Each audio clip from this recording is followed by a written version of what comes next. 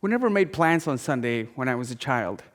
That's because there wasn't really only one thing to do, and that was Sunday lunch at my grandmother's house. My dad's mom, and the matriarch of her family. She lived in a small corner house in Guatemala City, and in the afternoons the door was always left open as relatives would come and go, adding to the sounds of the buses and the traffic just steps beyond her door. Lunch was a production, and it was predictable. It was almost always the same thing, chicken soup. And it would be served shortly after my dad and his brother started having cocktails casually, whiskey con coca. Inevitably, one of my tios at some point would scream, "Hey, the kids are drinking the mixers!" And that was our cue to go outside and go play. But I learned recently that it wasn't just us kids who were forbidden from drinking the Coke. My mom would sometimes be offered a cocktail, and if she declined but asked instead for a sip of Coke, she would get that look from one of my tios. At age 13, when I moved to the US, I knew that I would miss having lunch at my grandma's house. It's not like we talked about it. My parents never asked, "Hey, what do you think you'll miss?" I think they thought the sooner I accept that I'm going to be living somewhere else, the better off we would all be. But I knew it. I knew I'd be missing my grandmother and my cousins. I knew I would miss my friends, my schoolmates, who I met when I was like 5 or 6 years old, and we all went through the same process and through the same grades together. And I also knew that I'd be missing out on having an adolescence in Guatemala. And in retrospect, that was probably a really good idea, but man, I just did not want to miss out. We made a decision as a family to rent out our home. And one of the things we did is we built a room upstairs on the roof, on the terrace, to keep the things that we really couldn't do without. So memories and documents, important pictures, and for me, important toys. I decided I would place my favorite stuffed animal facing the door so that when I came back one day, I would open the door and find my stuffed animal exactly where I placed him. And I mean, it might seem silly now, but I think that was a really nice gesture that my 13-year-old self had.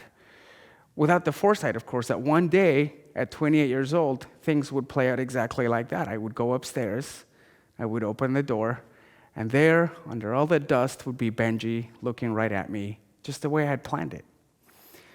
But back to the storage room. Once all the memories and the toys were placed securely, we went to sleep for a few hours. The next morning, while it was still dark out, the neighbor came over, and he would be driving us to the airport that day.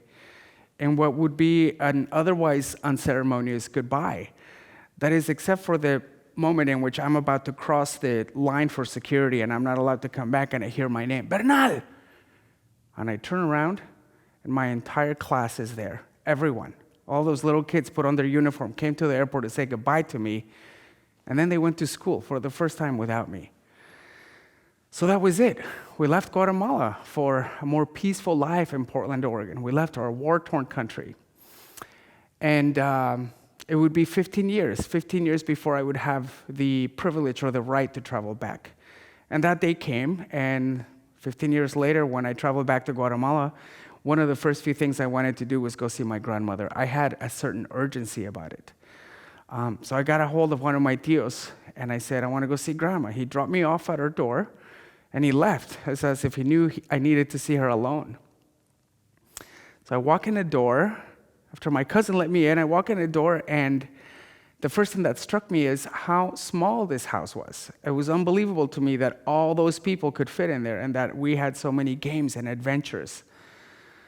And then, of course, there was my grandmother sitting in her chair with her apron, her glasses, and her 2 braids, 98 years old. And I said to her, "Good afternoon, grandmother." And she looked up at me and says, "Good afternoon, mijo. I haven't seen you in a long time." And for a second, I thought to myself, "Do you recognize me?" And then she said, "Well, you look just like your dad when he was younger." So I was taken aback, and she tells my cousin, "Hey, would you go down the hall and get the picture that's hanging on the wall?" And she comes back, hands my grandmother the picture. My grandmother looks at it, looks at me, turns it over. That was a picture of my dad. So I went up to her, and I put my arms around her, and I sobbed. I cried. I was so moved that she recognized me. There was no doubt. that she recognized me. I was very surprised. I mean, after all, it had been 15 years. She's 98 years old. And I have 60 plus cousins that I know of. So yeah, I was very surprised. I was also surprised to find out that Sunday lunch was not a thing anymore. I mean, it happened infrequently. And at that point, sometimes when it happened, it was at somebody else's house. And the menu was different. And my tios, they all had too much to drink. And if there was Coke now, it was for anybody. Kids, wives, grandkids, anybody could just help themselves. You know this feeling of waiting for something to happen for so long that when it actually happens, there's a very good chance you've built it up a certain way, such that disillusion is rapidly going to ensue, right? We do this to ourselves all of the time. My first few trips to Guatemala were certainly disappointing, but there was also some very good things. I got to see my schoolmates, my friend Max, my number one. He organized a gathering for all of us at his house, or really his mom's house, which is very common there, right? I think she was especially happy to see us all together at last as adults. She was walking around with trays of tequila shots, and she was making rum cocktails. We had a great time. There must have been 20 of us. Some people invited their partners. Even our old English teacher showed up. We compared notes. We tried to catch up. I found out that Javier was a grandfather. Jota had died of liver disease. El Gato, he bought a hotel and moved to some other town. Rita never married. Ana Luz did, and then she moved to some other country. We danced. Karaoke was loud. Max's mom had a few drinks, and we told dirty jokes in front of her for the first time. It was awesome. We had a great time. We got pretty drunk. Then I found myself back in the States with this sort of newfound peace, and I attributed to this new wonderful privilege of if I want to go back, I can go back anytime if I can afford it. It was really just a wonderful privilege to have. Now, the next time I went back to Guatemala, everything was a little less dramatic. My grandmother had died at 101 years old. I had gotten married, and so this time I traveled with my wife and her dad. I saw more of my maternal side of the family. I didn't really call anyone on my dad's side of the family. And one thing I did for sure was call Max to see if he could put together another party for us, and he sure did. We had a wonderful time at his house. It was wonderful. It was just different, but it was still very glorious. Still, the whole experience of going back to Guatemala continued to be disappointing at times. You see that boy who placed that stuffed animal strategically right in front of the door? He also wanted to push the pause button on this movie.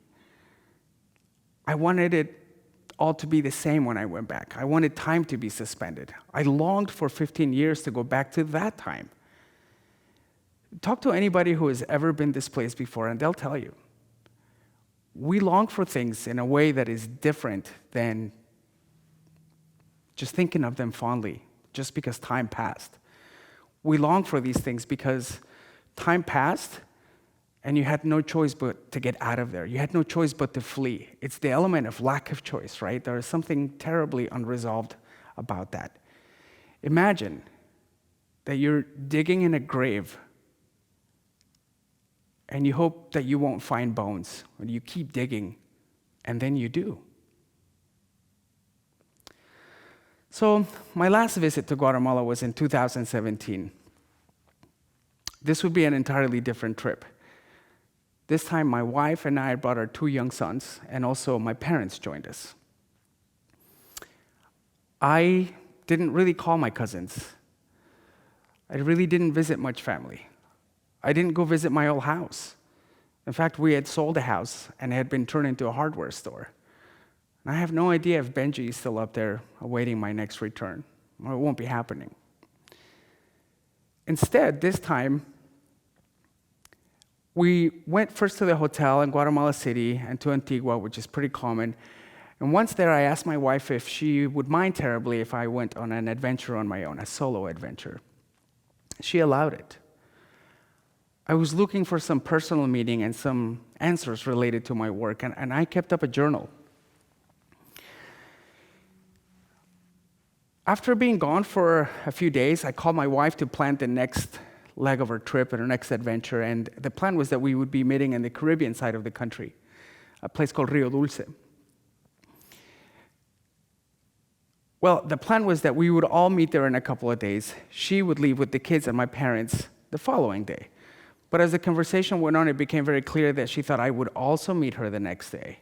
And when she realized the mix-up, my very brave and accommodating wife began to cry.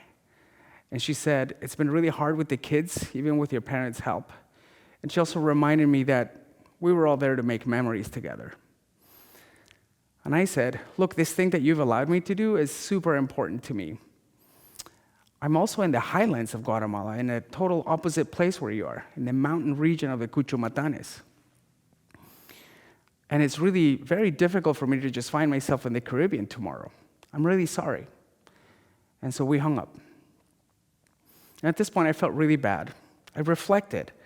Like I said, I'd gone there to find some answers. I wanted to find out specifically why families continued to send their minor children to the US and what effect that was having in those local communities.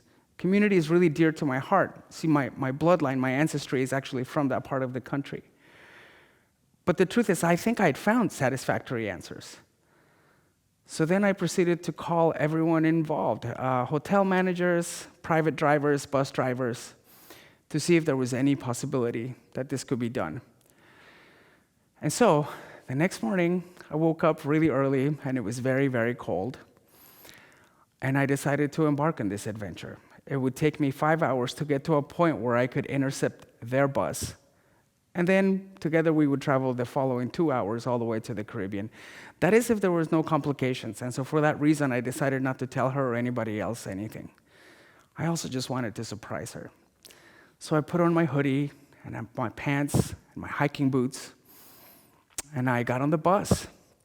I saw the sun come up, and I took out my journal, and I was on my way. Now,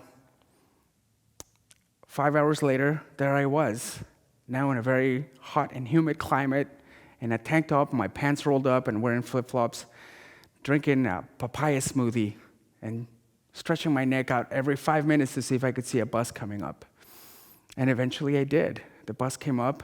Before I pulled to a full stop, this lady came out with her luggage, and then I got on the bus. Way in the back, I saw my wife with my 2 kids crawling all over her, and a few rows in front of her, my parents. My dad saw me first. His jaw just dropped. And when my mom saw me, she actually screamed, "Bernal!" That's when my wife looked up. And when she saw me, I went straight for her, and I hugged her, and we cried. It was like we hadn't seen each other in months. That moment, when my family made me feel like the hero of the story, was the moment that I stopped longing for my memories. And I feel like the tension was resolved. This is from my journal.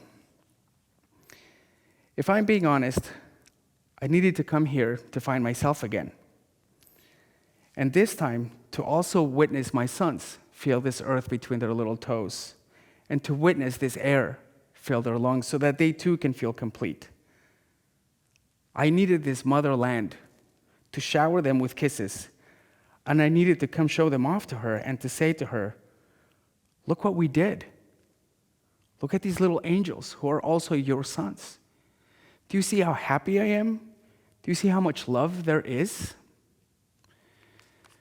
We would spend the next few days as family.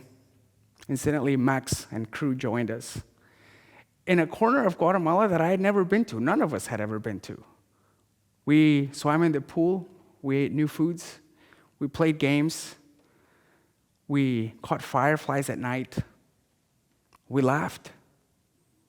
We had found a new way to be together.